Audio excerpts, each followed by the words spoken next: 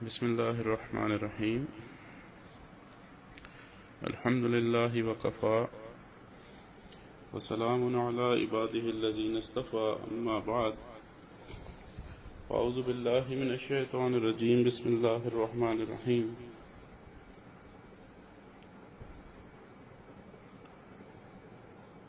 اللہ رب العزت کے کروڑوں احسان اور شکر ہے کہ ہمیں اللہ تعالیٰ نے ایک دفعہ پھر سے رمضان المبارک کی مبارک ساعتوں میں اپنی یاد میں بیٹھنے کا موقع عطا فرمایا۔ آج جو حکایت یا عاجز آپ کے سامنے پیش کرے گا وہ ایک ایسے شخص کے متعلق ہے جس کا منہ ٹیڑھا ہو گیا تھا بسبب اس امر کے کہ اس نے سرکار دو عالم احمد مجتبی خاتم النبیین حضرت محمد صلی اللہ علیہ وآلہ وسلم کا نام مبارک تمسخر سے اور بدتمیزی سے لیا تھا، تو اس وجہ سے اس کا منہ ٹیڑھا ہو گیا تھا۔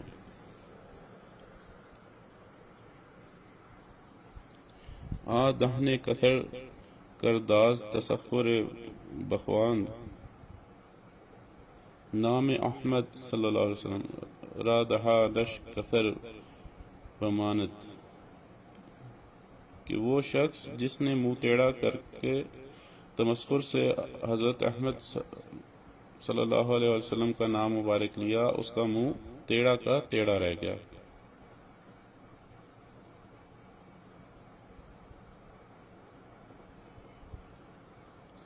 وہ بدبخت نالائق معافی کے لیے حضور صلی اللہ علیہ وسلم کی خدمت میں حاضر ہوا اور کہا کہ مجھے معاف کر دیجئے، آپ کو علم لدنی کے الطاف حاصل ہیں۔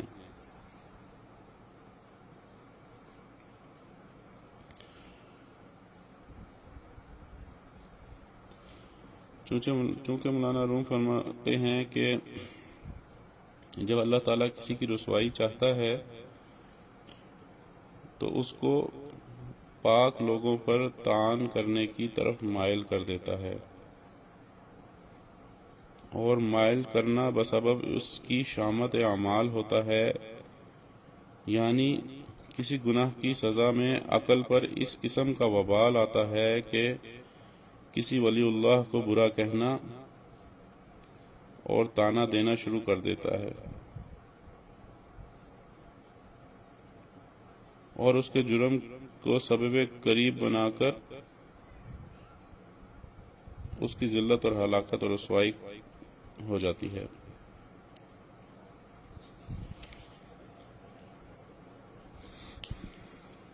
اللہ تعالیٰ جب کسی بندے کے عیب پوشی کرنا چاہتے ہیں تو اس کو توفیق دیتے ہیں کہ وہ معیوب لوگوں کے عیب پر بھی کلام نہیں کرتا،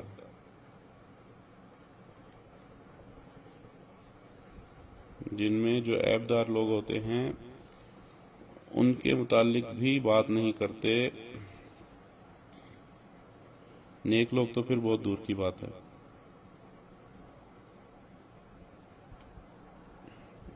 جب اللہ تعالیٰ ہم پر احسان کرنا چاہتے ہیں تو ہمیں ہمارے میلان کو آہوزاری کی طرف کر دیتے ہیں۔ اللہ تعالیٰ جب کسی بندے کو عطا کرنا چاہتے ہیں تو چونکہ اللہ رب العزت کے دربار میں جو چیز قبولیت پاتی ہے وہ عاجزی اور انکساری ہے، عجز اور ندامت ہے، آہ و بقا ہے، کیونکہ اللہ رب العزت کے ہاں عجز نہیں پایا جاتا، عاجزی نہیں ہے۔ اللہ تعالیٰ بادشاہ ہیں، بادشاہوں کے بادشاہ ہیں۔ وہ آنکھ ٹھنڈی ہو جو اس محبوب حقیقی کے لیے روتی ہو، اور اے مخاطب وہ دل مبارک ہے جو اس کی سوز عشق سے بریاں ہو۔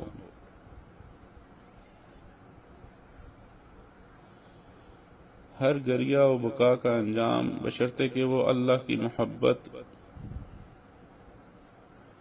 اور اس کے خوف سے ہو خندہ کرتا ہے، یعنی خوشی اور مسرت پیدا کرتا ہے، اور انجام و مال کا خیال رکھنے والا ہی مبارک بندہ ہے۔ ہر کجا آب رواں سبز بود، ہر کجا اشک رواں رحمت شود، کہ جہاں آب رواں ہو وہاں سبزہ پڑتا ہے، جہاں پانی ہوتا ہے وہاں سبزہ ہوتا ہے، اسی طرح جہاں آنسو بہتے ہیں وہاں اللہ کی رحمت کا باغ لہلہانے لگتا ہے۔ مراد اس سے دل کی سیرابی ہے۔ چنانچہ حدیث شریف میں آیا ہے کہ اللہ تعالیٰ کو دو قطرے بہت ہی محبوب ہیں، ایک وہ قطرہ آنسو جو اللہ کے خوف سے بہے، اور ایک وہ قطرہ خون جو اللہ کی راہ میں بہا جائے۔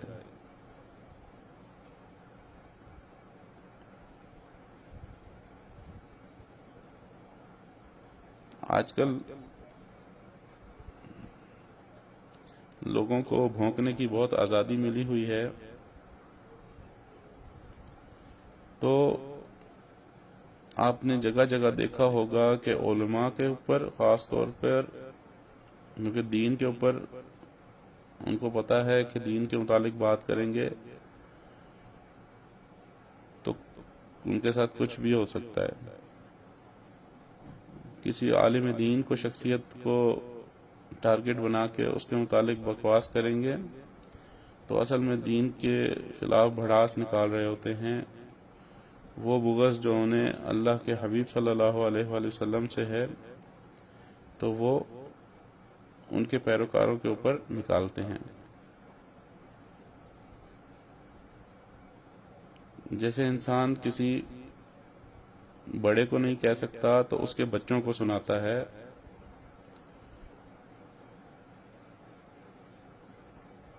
محلے میں کوئی ایسا آدمی رہتا ہو تو اس کو کچھ نہیں کہتے، لیکن اس کے بچوں کے ساتھ سلوک روا رکھتے ہیں کہ بھئی اس کے بچے کہیں ہمیں مل جائیں کونے خدرے میں تو دو چار ٹکا دیا کریں۔ تو یہی حال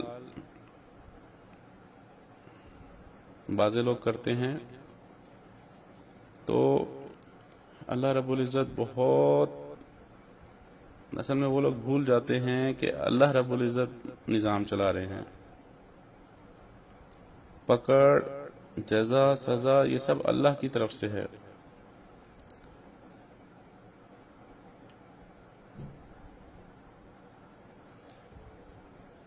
چنانچہ ایک بندے نے ایک اللہ والے کو 2 تھپڑ لگائے تو وہ اللہ والے خاموش رہے اور انہوں نے اللہ کی طرف بس دیکھا اور خاموش رہے۔ تو جب آگے گئے تو اس بندے کو سارے راہ جوتے پڑتے دیکھے، تو اس جو اللہ والا تھا اس نے تو خاموشی اختیار کر لی، لیکن اللہ رب العزت نے اپنے بندے کے متعلق بات کو برداشت نہیں کیا۔ اس کی ایک مثال آپ کو طائف کے واقعے سے ملتی ہے کہ اللہ کے پیارے حبیب صلی اللہ علیہ وآلہ وسلم کو جو تکالیف وہاں پر دی گئیں، جن کے متعلق اما عائشہ صدیقہ رضی اللہ تعالیٰ نے پوچھا تھا کہ اللہ کے نبی صلی اللہ علیہ وسلم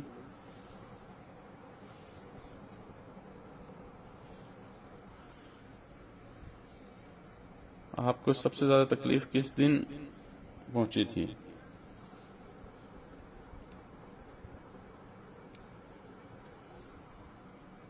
تو آقا صلی اللہ علیہ وسلم نے فرمایا کہ جس دن طائف میں میرے ساتھ بدسلوکی کی گئی۔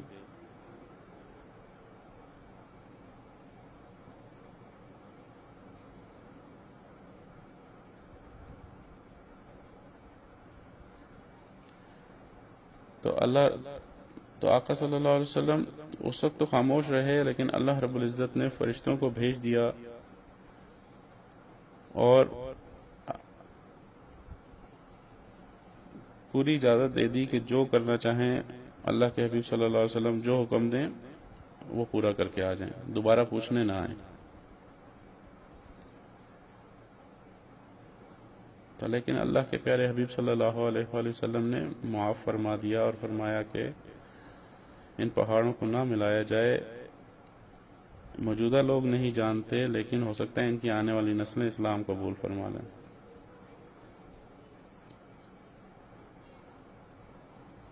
لیکن یہاں پہ جو بات بتانا مقصود ہے وہ یہ کہ اللہ کے پیارے حبیب صلی اللہ علیہ وآلہ وسلم کے شان میں گستاخی اللہ رب العزت کو بالکل بھی پسند نہیں ہے۔ اللہ تعالیٰ بندے کے کیے ہوئے عملوں کو ضائع کر دیتے ہیں اور انسان کو پتہ بھی نہیں چلتا کہ اس نے جو زندگی میں حج کیے، عمرے کیے، نیکی تقوی کے کام کیے، وہ اس کے اب اعمال نامے میں نہیں رہے۔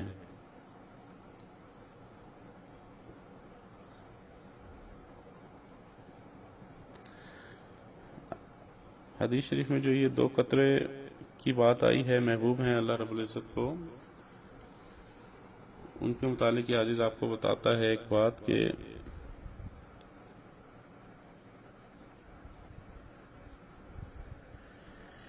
ایک آدمی تھا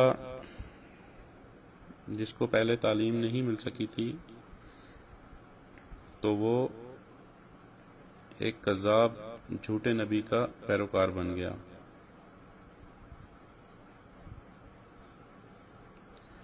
اور جب ہمارے علماء نے اس کو بتایا اور اس کو سمجھایا کہ بھائی حقیقت حال کیا ہے، آپ بات کو سمجھیں، تو اس نے اللہ رب العزت کے آگے ایسی توبہ کی کہ ساری رات میں اس کے سر کے بال جو تھے وہ اللہ کے خوف سے اور ڈر کے اور سفید ہو گئے کہ اس کو پتہ ہی نہیں تھا کہ اس نے کتنی بڑی غلطی کر لی۔ تو بازی توبہ جو ہے وہ انسان کو ساری دنیا کو دکھاتی ہے کہ بھئی اس بندے نے توبہ کی ہے۔ آج تو لوگ عمرہ کر کے چلے جاتے ہیں، حج کر کے آ جاتے ہیں، لیکن ان کے اوپر کوئی اثر ہی نہیں ہوتا، جیسے گئے تھے ویسے ہی واپس آ گئے۔ دیکھنے والا ہی پوچھتا ہے بھائی آپ عمرہ کر کے آئے ہیں؟ بھائی آپ کے اندر تو آثار کوئی نہیں۔ ہم نے پہلے زمانوں میں دیکھا کہ جو لوگ عمرے پہ آتے تھے، اللہ کا فضل ہوتا تھا، وہ واپس آ کے ساری گناہوں سے توبہ کر لیتے تھے، ہاتھ میں تسبیح پکڑ لیتے تھے، سر پہ ٹوپی رکھ لیتے تھے، چہرے پہ سنت داڑھی رکھ لیتے تھے۔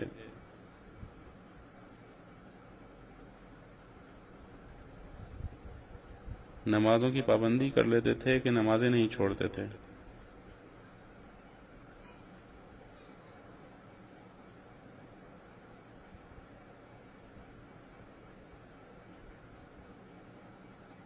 لیکن آج تو پتہ ہی نہیں چلتا کہ بھئی توبہ کی ہے یا نہیں کی ہے۔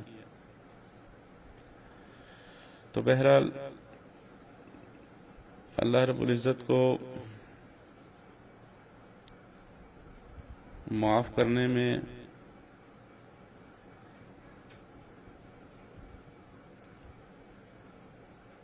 اور اس بندے کے اللہ کے در پہ واپس آنے میں زیادہ خوشی ہے، بجائے اس کے کو کسی کو سزا دیں۔ تو جب اس نے جرأت اعلیٰ معصیت سے توبہ کی تو سید الکونین صلی اللہ علیہ وآلہ وسلم نے اس کو معاف کر دیا۔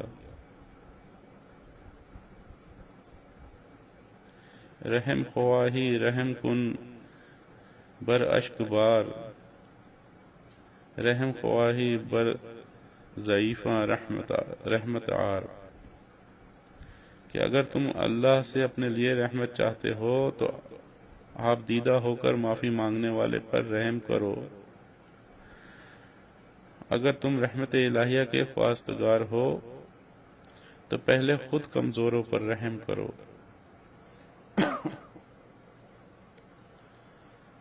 اللہ تعالیٰ سے ہم لوگ بھی رحمت کی امید کرتے ہیں کہ ہماری پچھلی تمام گستاخیوں کو اللہ رب العزت اپنے فضل سے معاف فرما دیں گے۔ اللہ تعالیٰ مجھے اور آپ کو اپنے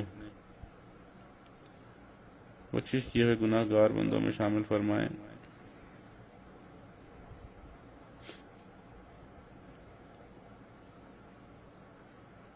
ہماری اس مجلس کا دوسرا حصہ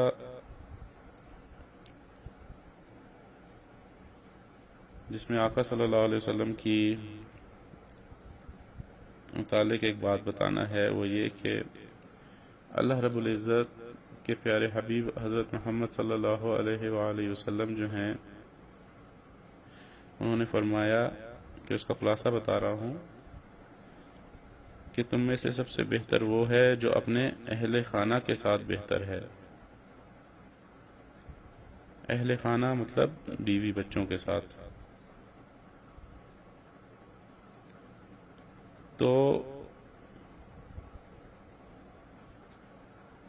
جو لوگ آقا صلی اللہ علیہ وآلہ وسلم سے محبت رکھتے ہیں، ان کی یاد میں آنسو بہاتے ہیں، ان کو چاہیے ہے کہ اپنے اہل خانہ سے نرمی اختیار کریں، ان کے ساتھ سختی چھوڑ دیں۔ تفصیل تو بہت لمبی ہے، اس کے اوپر انشاءاللہ کسی دن بیان رکھیں گے، لیکن خلاصہ کلام یہ کہ اپنے اہل خانہ پر بھی رحم کیا جائے۔ جو آپ کی بیوی ہے وہ کسی کی بیٹی ہے، اور کسی کی بیٹی کو ظلم و جبر کرنا، اس پہ تشدد کرنا یا اس کے ساتھ سخت گفتگو کرنا یہ مناسب نہیں ہے۔ اگر کوئی ایسا کرتا ہے تو وہ آج توبہ کر لے۔ اللہ تعالیٰ کی لاٹھی بڑی بے آواز ہے،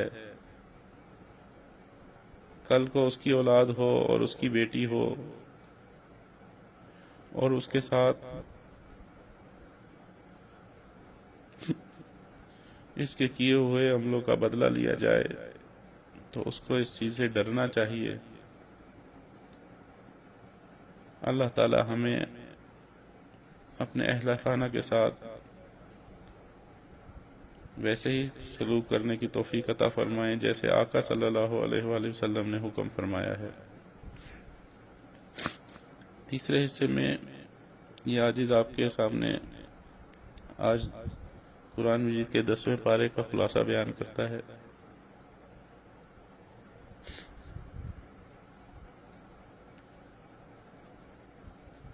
قرآن مجید کہ اس پارے میں 2 حصے ہیں۔ پہلا حصہ سورہ انفال کا بقیہ حصہ ہے اور دوسرے حصے میں سورہ توبہ کی ابتدائی آیات ہیں۔ تو سورہ انفال کے بقیہ حصے میں 5 باتیں ہیں۔ ایک تو مال غنیمت کا حکم ہے، دوسرا غزوہ بدر کے حالات ہیں،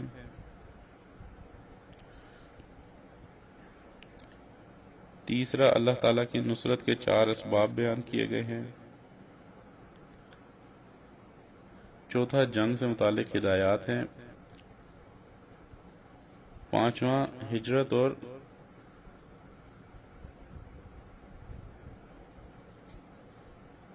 نصارہ کے فضائل ہیں۔ مال غنیمت کا جو حکم ہے وہ یہ بیان ہوا ہے کہ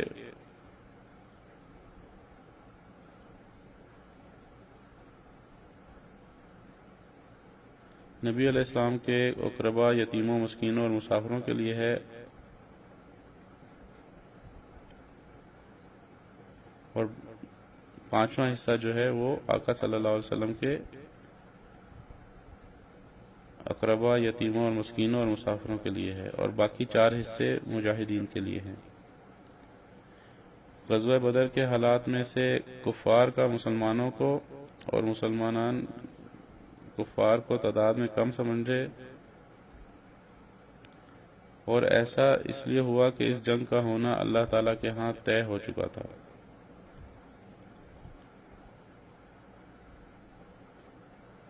شیطان مشرکین کے سامنے ان کے اعمال کو مزین کر کے پیش کرتا ہے،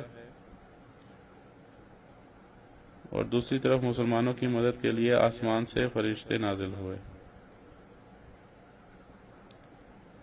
تیسری بات ہے، قریش غزوہ بدر میں ذلیل اور خوار ہوئے تھے۔ پھر اللہ تعالیٰ کی مدد یعنی نصرت کے 4 اسباب ہیں کہ میدان جنگ میں ثابت قدمی، اللہ تعالیٰ کا ذکر کثرت سے کرنا، اختلاف اور لڑائی سے بچ کر رہنا، چوتھا ہے مقابلے میں ناموافق امور پر صبر کرنا۔ پھر جنگ سے متعلق ہدایات دی گئی ہیں اس سپارے میں کہ دشمنوں سے مقابلے کے لیے مادی، عسکری اور روحانی تینوں اعتبار سے تیاری مکمل رکھیں۔ اگر کافر صلح کی طرف مائل ہوں تو صلح کر لو۔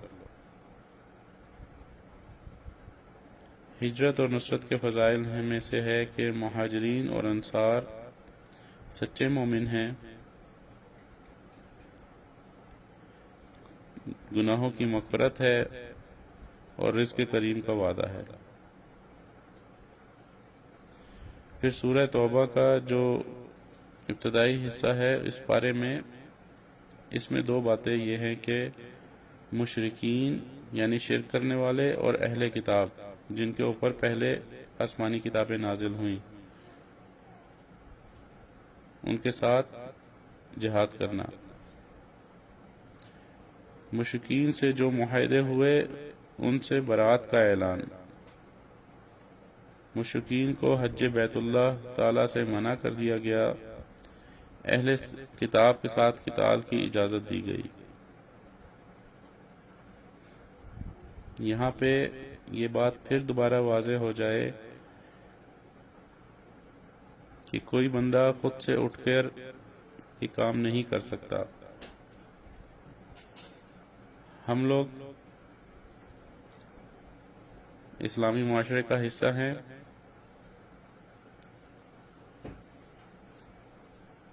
اور معاشرے میں جو نظام ہے اس کے حساب سے چلنا ہے۔ مسلمانوں اور منافقوں کے درمیان امتیاز ہے۔ منافقوں اور مسلمانوں میں امتیاز کرنے والی بنیادی چیز غزوہ تبوک بنی۔ رومیوں کے ساتھ مقابلہ جو وقت کے سپر پاور تھے اور شدید گرمی اور فقر و فاقہ کے موقع پر پھل پکے ہوئے تھے، مسلمان سوائے چند کے سب چلے گئے، جبکہ منافقین نے بہانے تراشنے شروع کر دیے۔ اور پھر پارہ کے آخر تک منافقین کی مذمت ہے، یہاں تک فرما دیا کہ اے پیغمبر، آپ ان کے لیے 70 بار بھی استغفار کریں تو بھی اللہ تعالیٰ ان کی مغفرت نہیں کرے گا، اور اگر ان میں سے کسی کا انتقال ہو جائے تو آپ اس کی نماز جنازہ بھی نہ پڑھیے گا۔ پھر ان مسلمانوں کا بھی ذکر ہے جو کسی عذر کی وجہ سے اس غزوہ میں نہ جا سکے۔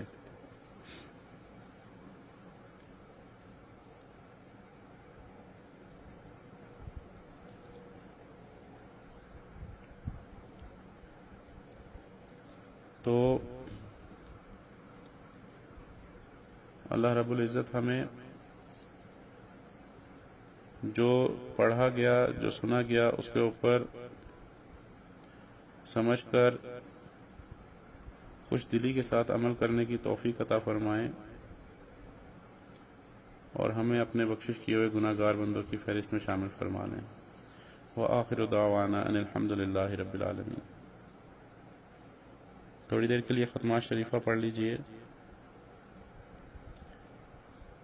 درود شریف پڑھ لیجیے۔ اللہم صلی علی سیدنا محمد وعلی آل سیدنا محمد وبارک وسلم۔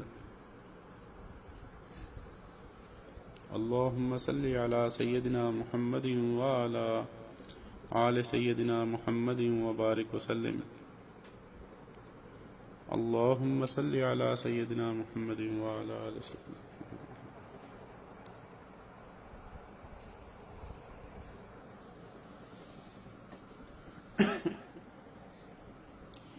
بسم اللہ الرحمن الرحیم۔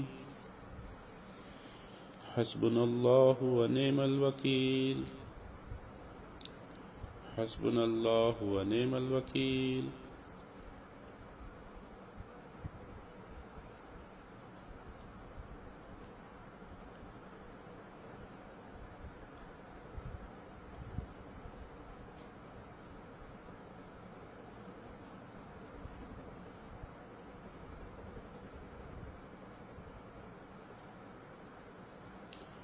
درود شریف پڑھ لیجیے۔ اللہم صلی علی سیدنا محمد وعلی آل سیدنا محمد وبارک وسلم۔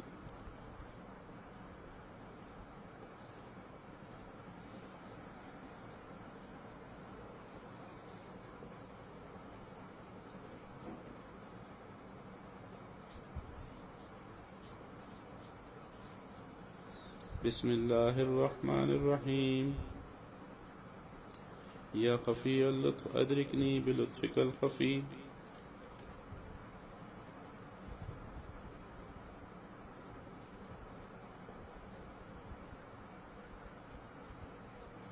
یا خفی اللطف ادرکنی بلطفک الخفی۔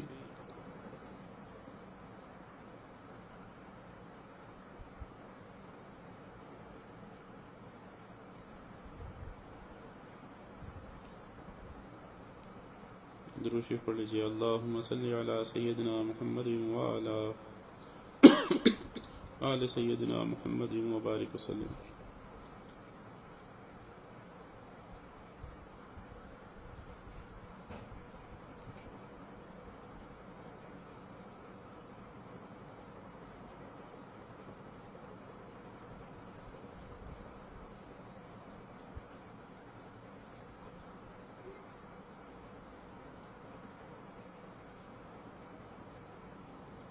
بسم اللہ الرحمن الرحیم۔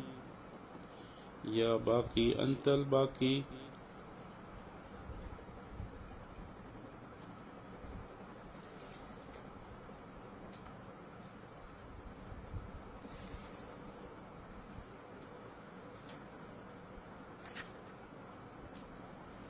درود شریف پڑھ لیجیے۔ اللہم صلی علی سیدنا محمد وعلی آل سیدنا محمد وبارک وسلم۔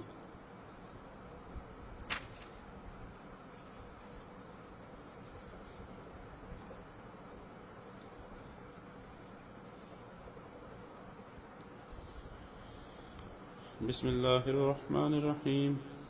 لا حول ولا قوة الا باللہ۔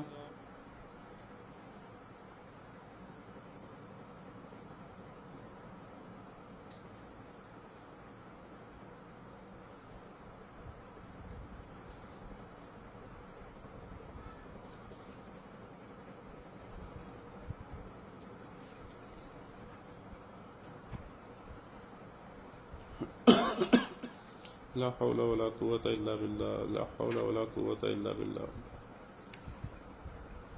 درود شریف پڑھ لیجیے۔ اللہم صلی علی سیدنا محمد وعلی آل سیدنا محمد وبارک وسلم۔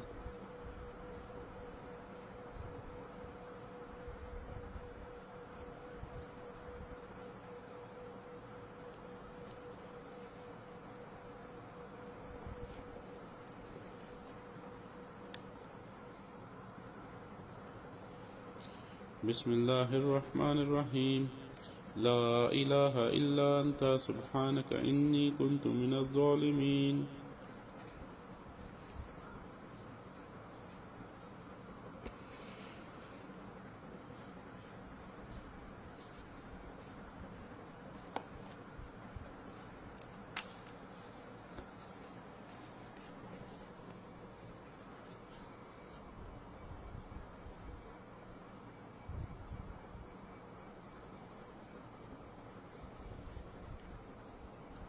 درود شریف پڑھ لیجیے۔ اللہم صلی علی سیدنا محمد وعلی آل سیدنا محمد وبارک وسلم۔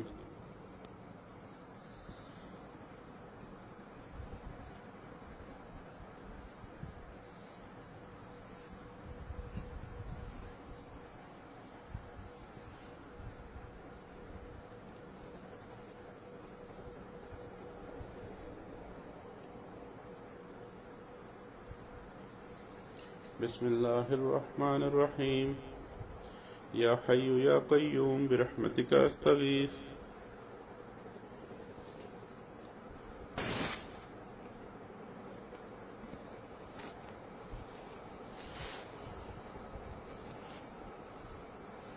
یا حی یا قیوم برحمتک استغیث۔ درود شریف پڑھ لیجیے۔ اللہم صلی علی سیدنا محمد وعلی آل سیدنا محمد وبارک وسلم۔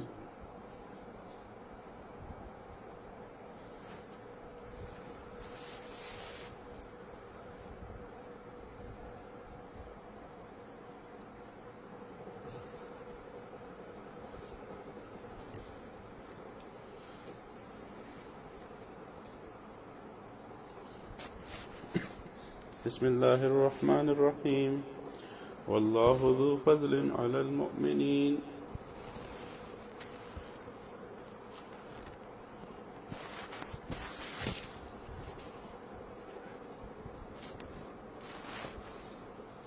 درود شریف پڑھ لیجیے۔ اللہم صلی علی سیدنا محمد وعلی آل سیدنا محمد وبارک وسلم۔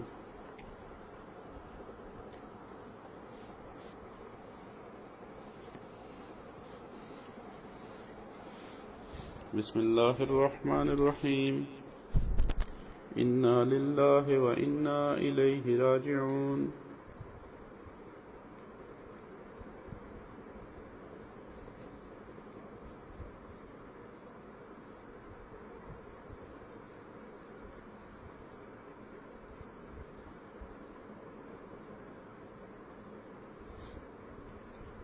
درود شریف پڑھ لیجیے۔ اللہم صلی علی سیدنا محمد وعلی آل سیدنا محمد وبارک وسلم۔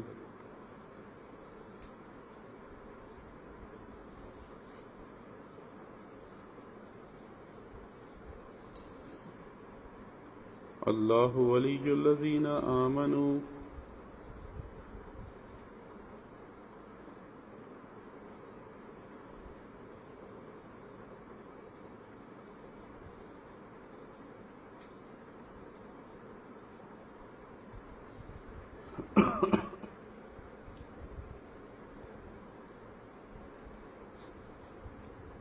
اللہم صلی علی سیدنا محمد وعلی آل سیدنا محمد وبارک وسلم۔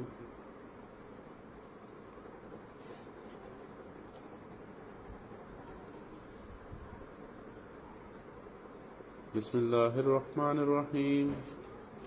واللہ ولی المؤمنین۔ واللہ ولی المؤمنین۔ واللہ ولی المؤمنین۔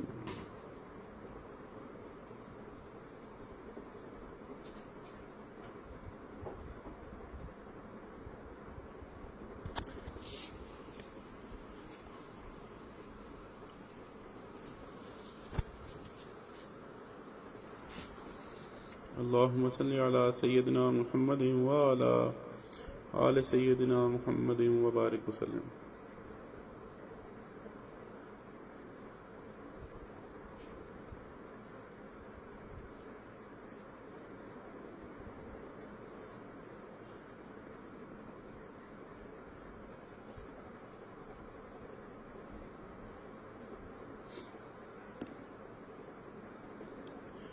اپنی آنکھوں کو بند کر لیں، سر کو جھکا لیں۔ دنیا اور جو کچھ دنیا میں ہے اس سے ہٹ کٹ کے اللہ کی یاد میں ڈوب جائیں۔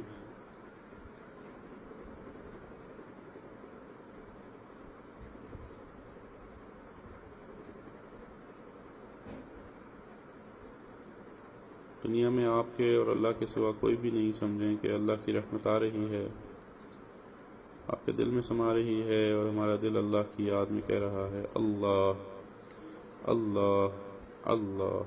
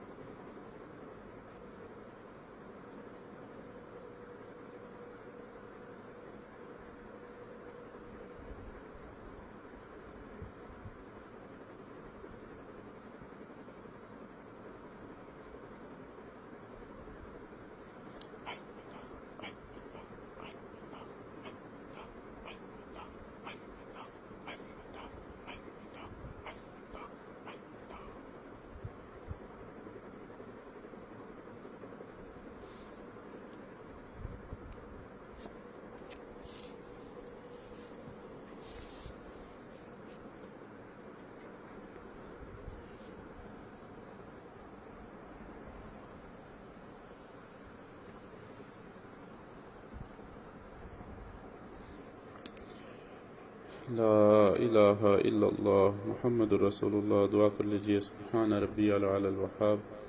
اللہم صلی علی سیدنا محمد وعلی آل سیدنا محمد وبارک وسلم.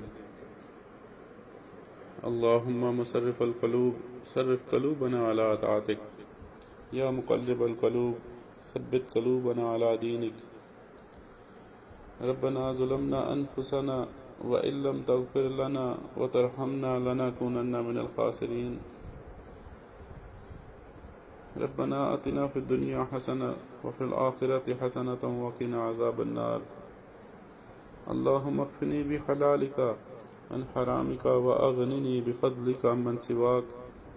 اللهم إني أعوذ بك من الهم والحزن وأعوذ بك من العجز والكسل وأعوذ بك من الجبن والبخل وأعوذ بك من غلبة الدين وقهر الرجال. ربنا هب لنا من أزواجنا وذرياتنا قرة أعين واجعلنا للمتقين إماما. اے رب کریم، اے غفور رحیم، اے رحمان یا رحیم، یا رحمان یا رحیم، یا رحمان یا رحیم، یا ارحم الراحمین، یا ارحم الراحمین، یا ارحم الراحمین. رب اغفر وارحم وانت خیر الراحمین. رب اغفر وارحم وانت خیر الراحمین. رب اغفر وارحم وانت خیر الراحمین. اے کریم پروردگار، اے رحیم پروردگار، اے رب کریم، جس نے رمضان المبارک کے پہلے عشرے کو رحمتوں کا والا بنایا، یا رب کریم، ہم گناہ گار، آپ کے چند گناہ گار بندے آپ کے در پر حاضر ہیں. اے رب کریم، ہماری خطاؤں کو بخش دیجئے. اے رب کریم، ہمارے عیبوں کی پردہ پوشی فرما دیجئے. اے رب کریم، ہماری زندگی کے تمام صغیرہ اور کبیرہ گناہوں کو معاف فرما دیجئے. اے رب کریم، ہم آپ سے اپنے لیے اور اپنے اہل خانہ کے لیے اور اپنے پڑوسیوں کے لیے، اپنے اہل علاقہ کے لیے، اپنے شہر والوں کے لیے، اپنے ملک والوں کے لیے، اے رب کریم، پوری امت مسلمہ کے لیے آپ سے آپ کی رحمت کی درخواست کرتے ہیں. اے رب کریم، ہماری دعاؤں کو اپنی رحمت سے قبول فرما لیجئے. اے میرے مالک، جن لوگوں کو آپ نے رمضان کی پہلی رات سے لے کے اب تک بخشش فرمائی، یا اللہ ہمیں بھی ان لوگوں میں شامل فرما لیجئے. اے رب کریم، ہمارے بھی گناہوں کو بخش دیجئے. اے میرے مالک، ہمیں بھی اپنی رحمت میں سے وسیع حصہ عطا فرما دیجئے. یا اللہ، جب آپ نے ہم پر اتنا احسان فرما دیا تو رب کریم اب ہمیں محروم ہونے سے بچا لیجئے. اے میرے مالک، ہم اپنی زندگی کے تمام گناہوں سے سچی توبہ کرتے ہیں. اے رب کریم، آئندہ نیکوکاری اور پرہیزگاری کا گزارنے کا ارادہ کرتے ہیں. اے رب کریم، ہماری ایمان کی کشتی اس وقت مشکل میں ہے. اے میرے مالک، ہم سب کو اپنی رحمت سے بچا لیجئے. اے میرے مالک، جس نعمت پہ آپ نے ہمیں پیدا کیا، یا اللہ جس اسلام پہ آپ نے ہمیں پیدا کیا، یا رب کریم، ہمیں اسی دین اسلام کے اوپر زندہ قائم رکھیے اور اسی دین اسلام کے اوپر ہمیں اپنی بخشش کے ساتھ موت عطا فرمائیے. اے میرے مالک، ہمارے تمام صغیرہ اور کبیرہ گناہوں کی بخشش فرما دیجئے. اے رب کریم، ہمیں مانگنا نہیں آتا، یا اللہ آپ ہمیں بن مانگے عطا فرما دیجئے. اے رب کریم، جیسے ہمیں رمضان المبارک کی رحمتوں کا نہیں پتا، اے رب کریم جیسے ہمیں پہلے سے نہیں پتا تھا کہ رمضان میں بخشش ہوتی ہے، اللہ آپ نے ہمیں بتایا. اے رب کریم، آپ ہی ہمارے پر رحم فرمانے والے ہیں.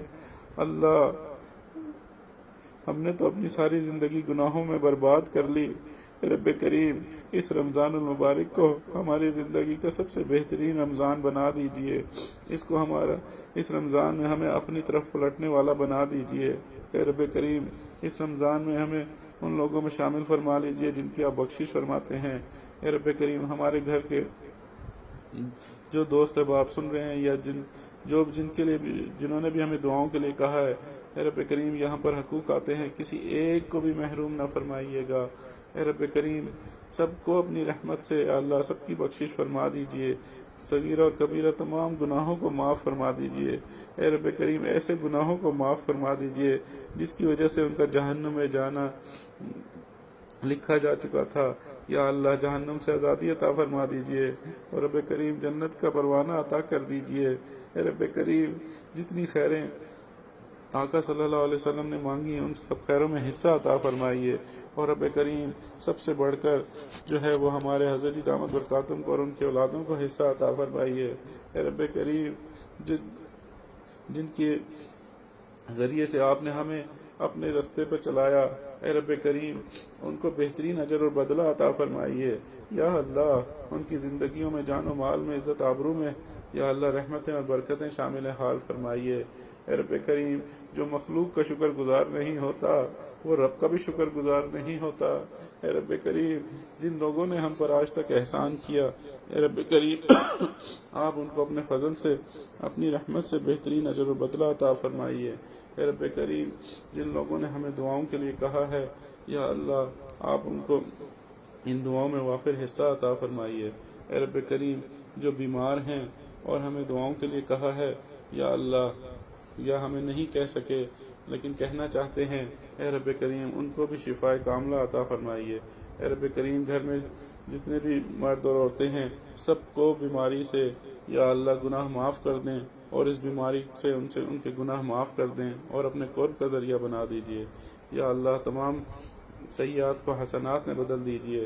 اے رب کریم جو مصیبت یا پریشانی گھروں میں ہے، چاہے وہ بیوی بچوں کی وجہ سے ہے، چاہے کام کاج کی وجہ سے ہے یا روزگار کی وجہ سے ہے، یا اللہ چاہے وبائی امراض کی وجہ سے ہے، اے رب کریم سب کو اپنی رحمت کے معاف فرما کے ان کی مشکل آسان فرما دیجئے۔ اے میرے مالک جو لوگ علم دین حاصل کر رہے ہیں، یا اللہ آپ ان کو اپنی محبت والا بخشش والا علم نافع عطا فرمائیے۔ اے رب کریم جو لوگ دین کے کسی بھی شعبے میں محنت کر رہے ہیں، یا رب کریم ان کو شرف قبولیت عطا فرمائیے۔ اے میرے مالک اس کام کو ان کا اور ان کی نسلوں کے لیے بخشش کا باعث بنائیے، اور رب کریم ہم سب کو اپنے بخشش کیے ہوئے گناہ گار بندوں میں شامل فرما لیجئے۔ اے میرے مالک ہم آپ کے پاس آپ کی دی ہوئی توفیق سے حاضر ہوتے ہیں۔ اے رب کریم ہمیں مانگنا نہیں آتا کہ ہم کس شان والے پروردگار کے پاس ہیں، جو پوری دنیا کا پروردگار ہے، جس کے سوا اور کوئی مالک نہیں، جس کے سوا اور کوئی عبادت کے لائق نہیں۔ اے رب کریم ہمیں مانگنا نہیں آتا، آپ اپنی شان کے مطابق عطا فرمائیے۔ یا اللہ ہماری حالت تو اس چور کی سی ہے جو گیا تو کسی سخی کے دروازے پر تھا لیکن وہاں سے ایک چونی چرا کے آ گیا۔ اے رب کریم ہمیں تو پتہ بھی نہیں کہ آپ کی شان کتنی بڑی ہے، آپ خود کتنے اچھے ہیں۔ اے میرے مالک آپ ہم سب کو فتنہ دجال سے بچا لیجئے۔ یا اللہ ہر قسم کے برسنے والے فتنوں سے جو ظاہری اور باطنی ہیں، اے میرے مالک ہمیں بچا لیجئے۔ اے اللہ آپ کے سوا کوئی بچانے والا نہیں، کوئی حاجت روا نہیں۔ اے رب کریم آج کی اس مصیبت میں، مشکل دور میں، اے رب کریم ہمارا آپ کے سوا کوئی جائے پناہ نہیں۔ اے میرے مالک ہمیں اپنے مقبول بندوں سے جوڑ دیجئے، ہمیں علماء اور مدارس سے جوڑ دیجئے۔ اے رب کریم ہمیں نیکی تقوی کے کاموں سے جوڑ دیجئے۔ اے رب کریم ہمیں اپنے مقبول بندوں سے جوڑ دیجئے۔ اے رب کریم ہمیں ان لوگوں کے ساتھ جوڑ دیجئے کہ جن کی قیامت کے دن شفاعت ہوگی، جو آقا صلی اللہ علیہ وسلم کی شفاعت حاصل کریں گے، اور جن کے ذریعے سے آقا صلی اللہ علیہ وسلم کی شفاعت ملتی ہے ان کاموں سے جوڑ دیجئے۔ اے رب کریم ہمیں ان کاموں میں لگا دیجئے جس سے آپ کا ناراضگی دور ہوتی ہے، اور ہمیں ان کاموں میں لگا دیجئے جن سے ہم ایسے بن جائیں کہ آپ کو پسند آ جائیں۔ اے میرے مالک ہمارے تمام صغیرہ اور کبیرہ گناہوں کو معاف فرما دیجئے۔ اے رب کریم ہمارے نفس امارہ کو نفس مطمئنہ بنا دیجئے۔ اے میرے مالک ہم خود سے نہیں بن سکتے، رب کریم آپ کی رحمت کی نظر ہوگی تو بن سکیں گے۔ اے پیارے اللہ ہمارے نفس امارہ کو اپنی رحمت سے نفس مطمئنہ بنا دیجئے، ہمیں ذکر قلبی عطا فرما دیجئے۔ اے رب کریم ہمیں وقوف قلبی کی نعمت عطا فرما دیجئے۔ اے رب کریم ہمیں قلب سلیم عطا فرما دیجئے۔ اے میرے مالک ہمیں قلب منیب عطا فرما دیجئے۔ اے رب کریم ہمیں عقل سلیم عطا فرما دیجئے۔ اے رب کریم ہم بھکاری ہیں، اے رب کریم ہمارا کام آپ سے مانگنا ہے۔ اے میرے مالک ہمیں ہمارے بیوی بچوں کے لیے، آنے والی نسلوں کے لیے یا اللہ در در کی دھکے کھانے سے بچا لیجئے، اپنے در سے عطا فرمائیے۔ اے میرے مالک جیسے آپ نے ہمیں دنیا میں بہترین وقت کے مشائخ عطا فرمائے، بہترین رزق عطا فرمایا، اے رب کریم ہمارے ساتھ ہر چیز میں بہترین معاملہ فرمایا۔ اے رب کریم ایسے ہی ہمارے ساتھ آخرت میں بھی اپنی رحمت کا بہترین معاملہ فرمائیے گا۔ اے میرے مالک ہمیں اپنے بخشش کیے ہوئے گناہ گار بندوں میں شامل فرما لیجئے۔ اے میرے مالک ہمیں مانگنا نہیں آتا، آپ ہمیں بن مانگے عطا فرما دیجئے۔ اے رب کریم جو خیریں آقا صلی اللہ علیہ وآلہ وسلم نے مانگی ان خیروں میں ہمیں حصہ عطا فرما دیجئے۔ جن شرور سے پناہ مانگی اے رب کریم ہم سب کو ان شرور سے پناہ عطا فرما دیجئے۔ اے رب کریم جن گھروں میں جوان بچے اور بچیاں ہیں، شادی کے قابل ہیں، یا اللہ ان کو نیک قدردان رشتے عطا فرمائیے، والدین کے لیے فرض ادا کرنے آسان فرمائیے۔ اے رب کریم جن گھروں میں اولادیں ہیں یا اللہ ان سب کو نیکوکار بنائیے، ماں باپ کی آنکھوں کے لیے ٹھنڈک بنائیے، صدقہ جاریہ بنائیے۔ اے رب کریم جو لوگ قرضوں میں جکڑے ہیں اللہ تعالیٰ آپ سے درخواست ہے کہ ان کو عافیت کے ساتھ قرضوں سے نجات عطا کر دیجئے، اور جن لوگوں نے احسان فرمایا اور قرضے دیے اے رب کریم ان لوگوں کو بہترین اجر اور بدلہ دیجئے۔ اے میرے مالک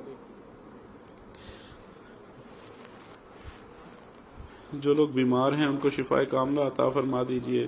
اے رب کریم ہماری ان دعاؤں کو اپنی رحمت سے قبول فرما لیجئے۔ اے میرے اللہ جن گھروں میں بچے پیدا ہونے والے ہیں ان کو زچہ اور بچہ کو یا اللہ دونوں کو حفاظت عطا فرمائیے، صحت والی زندگی اور عافیت والی زندگی عطا فرمائیے۔ یا اللہ جو گھر کی عورتیں خدمت میں لگی ہوئی ہیں، بچیاں یا خادمائیں جو خدمت میں ہیں اے رب کریم آپ ان سے ان کے مالکان کو، ان کے شوہروں کو، ان کے گھر کے بہن بھائی باپ بھائیوں کو یا اللہ خوش فرما دیجئے۔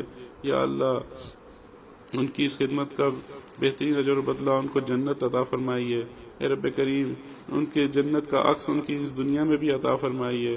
اے رب کریم اس دنیا کو بھی ان کے لیے جنت کا باعث بنائیے اور آخرت میں بھی اپنی جنت عطا فرمائیے۔ اے میرے مالک ان کو اچھے اچھے کپڑے عطا فرمائیے، اچھے اچھے جوتے زیورات عطا فرمائیے۔ اے رب کریم جس سے وہ خوش ہوں یا اللہ ان کو وہ نعمتیں عطا فرمائیے۔ اے میرے مالک ہماری ان دعاؤں کو اپنی رحمت سے قبول فرما لیجئے، اور رب کریم جو مانگا عطا فرما دیجئے، جو مانگنا چاہیے تھا نہیں مانگ سکے وہ بھی عطا فرما دیجئے۔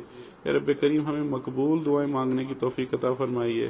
اے میرے مالک ہماری ان دعاؤں کو اپنی رحمت سے قبول فرما کر ہمیں اپنے بخشش کیے ہوئے گناہ گار بندوں میں شامل فرما لیجئے۔ اے میرے اللہ ہم آپ سے آپ کی محبت کا سوال کرتے ہیں۔ اے رب کریم ہم آپ سے آپ کے تعلق کا سوال کرتے ہیں۔ اے اللہ اپنے در کا بنا کے یا اللہ کسی غیر کے در کا محتاج نہ بنائیے گا۔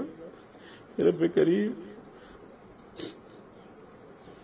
اپنے در سے جوڑنے کے بعد یا اللہ در در کی گدائی سے بچا لیجئے گا، خواری سے بچا لیجئے گا، یا اللہ راندہ درگاہ ہونے سے بچا لیجئے گا۔ اے رب کریم رسومات سے اور بدعات سے بچا لیجئے گا۔ اے رب کریم ہر قسم کی برائی سے بچا لیجئے گا۔ اے میرے مالک شرک سے بچا لیجئے گا۔ اے اللہ ہمیں اپنا بنا لیجئے اور اس کے بعد ہمیں عافیت عطا فرما دیجئے۔ وصلی اللہ تعالی علی خیر خلقہ سیدنا محمد وعلی آلہ واصحابہ اجمعین برحمتک یا ارحم الراحمین، آمین یا رب العالمین۔